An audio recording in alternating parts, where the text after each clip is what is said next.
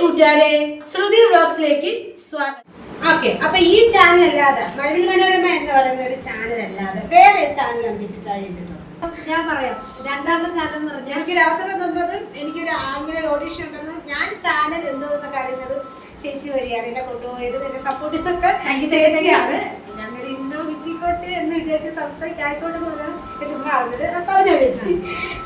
രണ്ടാമത് ഞാൻ പോകുന്നത് അമൃത ചാനലാണ്. അതായത് രമേശ് പിഷാരടി എന്റർടൈൻമെന്റിന്റെ ഫണ്ട്സ് അപ്പോൺ എ ടൈം. അത് സീസൺ 3ലാണ്. ഞാൻ സീസൺ 3ലാണ്. സീസൺ 2 ഞാനും മോനും ഓരോ പെർഫോം ചെയ്തിട്ടുണ്ടായിരുന്നു. അത് കഴിഞ്ഞ് സീസൺ 3 ആയപ്പോൾ അത് റിയാലിറ്റി ഷോ ആയിട്ട് മാറി. ഫസ്റ്റ് പ്രൈസ് എത്രയായിരുന്നു? 7 ലക്ഷം, സെക്കൻഡ് 5, തേർഡ് 3. അങ്ങനെ പ്രൈസ് വാല്യൂ വെച്ചിട്ട് അതൊരു റിയാലിറ്റി ഷോ ആയിട്ട് മാറി. അപ്പം അതിലും എനിക്ക് സെലക്ഷൻ കിട്ടി. അപ്പം അതിൽ ഓഡിഷൻ നടക്കുന്നത് നടത്തി കഴിഞ്ഞ് ഞാൻ ഇവിടെ അങ്ങനെ ഞാൻ ഈ ഫീൽഡിൽ അല്ലാതെ നമ്മൾ അല്ലാതെ ഡയറക്റ്റ് ആയിട്ടുള്ള ഒരു കണക്ഷൻ ഉണ്ട്. നമ്മൾ വർക്ക് ചെയ്യുന്ന ഷോപ്പിൽ നമ്മൾ ആ ഒരു ഫ്രണ്ട്ഷിപ്പാണ് ഇപ്പൊ ഈ നിമിഷം വരെ തുടരുന്നത്. വർഷം എത്രയാണെന്ന് അറിയാമോ? അതെ, ഇന്റർവ്യൂ വരെ എത്തിയതും ആ ഒരു ഫ്രണ്ട്ഷിപ്പിലാണ്.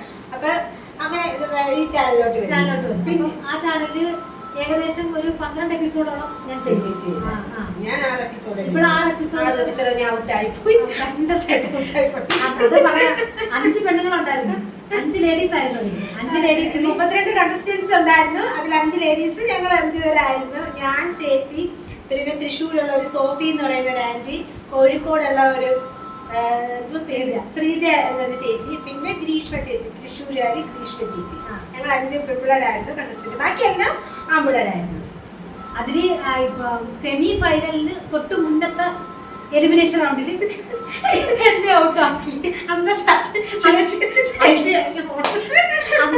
അന്തസ്സായിട്ട് നാടകമാനം ഇല്ലാതെ ഞാൻ അതിന് സത്യം 1.5 വർഷത്തോളം അതിൽ പെർഫോം ചെയ്യും. 12ഓളം എപ്പിസോഡ് ചെയ്യും. നല്ലൊരു ചേച്ചി. പിന്നെ ചേച്ചി ചാനൽ ഓക്കെ റിയാലിറ്റി ഷോകൾ, പിന്നെ സീരിയലിലോട്ട് പോയി. പിന്നെ സിനിമ അങ്ങനെയുള്ള ഇതൊക്കെ എങ്ങനെ ചേച്ചി കിട്ടി? സീരിയൽ, സിനിമ, ഷോർട്ട് ഫിലിമിലോട്ട് ചേച്ചി പോയിട്ടുണ്ട്. ഷോർട്ട് ഫിലിം പിന്നെ ഒരു 10, 20, 25ഓളം ഷോർട്ട് ഫിലിം ഇതുവരെ ചെയ്തിട്ടുണ്ട്. അത് 3 വെബ് സീരീസ് ചെയ്തിട്ടുണ്ട്. അത്യാവശ്യം റീച്ചായി നിൽക്കുന്ന നല്ല ചാനൽ. ഈ നമ്മളെ പിന്നെ TV ചാനലല്ല, ഞാൻ സീരിയൽ അഭിനയിച്ചിട്ടുണ്ട്. ഏഷ്യാനെറ്റ്, സൂര്യ, സി കേരളം, അമൃത ചാനലിൽ മാത്രമേ ഉള്ളൂ ഞാൻ ചെയ്യാത്തത്. ഏഷ്യാനെറ്റ് ചെയ്തിട്ടുണ്ട്, സൂര്യയില്, സി കേരളത്തിൽ ചെയ്തിട്ടുണ്ട്. അത്യാവശ്യം റീച്ചായിരിക്കുന്ന മിക്ക ചാനലിലും ചേച്ചി ചെയ്തിട്ടുണ്ട്.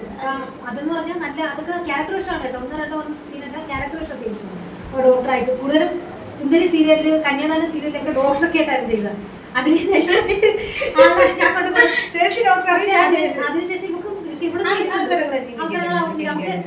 നമുക്കെന്ന് പറഞ്ഞാൽ എന്തുവാ, ഇപ്പൊ നമുക്കൊരു അവസരം വന്ന് രണ്ടാമതൊരു അവസരം നമുക്ക് പോകാൻ പറ്റില്ലെങ്കിൽ എന്നെ കഴിയുന്ന സഹായങ്ങൾ ഞാൻ ഇവർക്ക് മാത്രമല്ല എന്റെ എല്ലാ ഫ്രണ്ട്സും ഞാൻ ചെയ്തിട്ടുണ്ട്. ചേച്ചി അങ്ങനെ ചെയ്യുന്നതാണ്. ഒന്ന് എന്നെ വിളിച്ച് കോൺടാക്ട് ചെയ്ത് ചോദിക്കും, ഞാൻ ഓക്കെ അല്ല, ഞങ്ങൾ ചേച്ചി എനിക്ക് പറ്റത്തില്ല എന്ന് പറയുകയാണെങ്കിൽ അടുത്ത ആളെ ചേച്ചി ഞങ്ങൾ കേൾക്കും. ചേച്ചിക്ക് പോകാൻ പറ്റാത്ത ഒരുപാട് സാഹചര്യങ്ങൾ ചേച്ചി എന്നെ വിളിച്ച് സിനിമ നടക്കി, പക്ഷെ എനിക്ക് പോകാൻ പറ്റാത്ത കാര്യങ്ങളൊന്നും എനിക്ക് പോകാൻ പറ്റാതിരുന്നപ്പം ചേച്ചിയുടെ അടുത്ത ആളെ പറഞ്ഞു ഒരു സിനിമ. ഇപ്പൊ ഇനിയിപ്പോ ബിഗ് സ്ക്രീനിലോട്ടാണ് ചേച്ചിയുടെ തുടക്കം. ഇപ്പം അതൊക്കെ ഒരു സർപ്രൈസ് ആണ് ചേച്ചി ബിഗ് സ്ക്രീനിലോട്ട്. ചേച്ചി ഞാൻ കണ്ട നാൾ മുതൽ ചേച്ചിയുടെ ഒരു ക്യാരക്ടർ, ചേച്ചി ആരട്ടെങ്കിലും എന്തെങ്കിലും തോന്നിയാൽ അത് മുഖത്തടിച്ച് ചേച്ചി പറയും. അവരുടെ സൂപ്പിക്കലില്ല, സ്നേഹപ്രകടനമില്ല. അത് എന്റെ അടുത്തായിരുന്നു പറഞ്ഞിട്ടുണ്ട്. നമ്മുടെ ഒരു ചാനലില് ഒരാളൊരു ഇത് ചെയ്താൽ പോലും തെറ്റാണെങ്കിൽ ചേച്ചി സ്പോട്ടിൽ പ്രതികരിക്കും. വേറെ ആരെ പോലെയല്ല ചേച്ചി. ഇപ്പൊ നമ്മൾ വൈറലായിരിക്കുന്ന വിഷയം തന്നെ എടുക്കാം.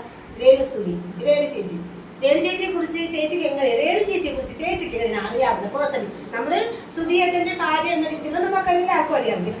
അവിടെ നിനക്ക് തെറ്റി. സുധിച്ചേട്ടനെയാണ് എനിക്ക് ആദ്യം അറിയാവുന്നത്. പിന്നെ കൊല്ലത്തുള്ള ഒരു ഷോപ്പിൽ വർക്ക് ചെയ്തിട്ടുണ്ട്. കോസ്മെറ്റിക്സ് കമ്പനിയുടെ പ്രൊമോട്ടറായിട്ടാണ് ഞാൻ വർക്ക് ചെയ്യുന്നത്. അപ്പൊ അവിടെ ഈ സുധിച്ചേട്ടന്റെ ചേട്ടനാണ് ബില്ലിങ് സ്റ്റാഫായിട്ട് നിൽക്കുന്നത്. അതുമല്ല ഈ സുധിച്ചേട്ടൻ അവിടെ ലോഡ് ഇറക്കാൻ വരുമായിരുന്നു.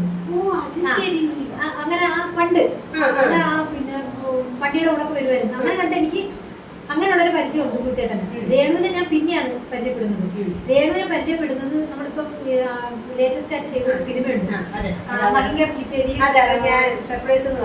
സുഭാഷ് ശിവസാറിനെ ഡയറക്ട് ചെയ്ത പിന്നെ ദയാവതം എന്ന് പറഞ്ഞൊരു സിനിമ ലൊക്കേഷനിൽ വെച്ചാണ് രേണു സുധി ഞാൻ ആദ്യമായിട്ട് കാണുന്നത്. അപ്പൊ കൂട്ടുകാരെ, ഈ വീഡിയോ വിശേഷങ്ങളും ഇതല്ല, അടുത്ത എപ്പിസോഡും കൂടെ വരുന്നുണ്ട്.